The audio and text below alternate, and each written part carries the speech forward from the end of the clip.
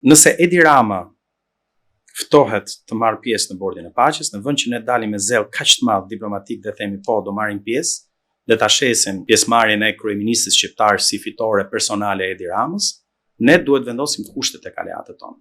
Kështu ne mund t'i themi Amerikës, 1, 2, 3, 4, 5 na duhet para se ne të vimë në bordin e paqes. Jam i sigurt amerikanët gjithmonë kanë qenë pranë nesh për çdo kërkesë që ne kemi patur. Dhe jam i sigurt që kjo mund të ishte një nga kërkesat e Tiranës zyrtare pranë Washingtonit, por edhe pranë celive tjera evropiane, me të cilat Edi Rama gëzon një popularitet dhe një marrëdhënie të shkëlqyer, me sa shohim, dhe t'i kërkohet zyrtarisht që kjo strukturë duhet të riparë. Nëse bie dakord në Washington dhe në Bruksel, sepse Brukseli, Bashkimi Evropian e financon këtë strukturë.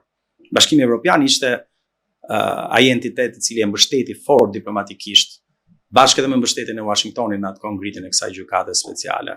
Nëse këto dy palë bien dakord, ne mund të arrijmë që të le të themi kushtëzojmë mandatin e gjykatës, të japim disa ultimatume.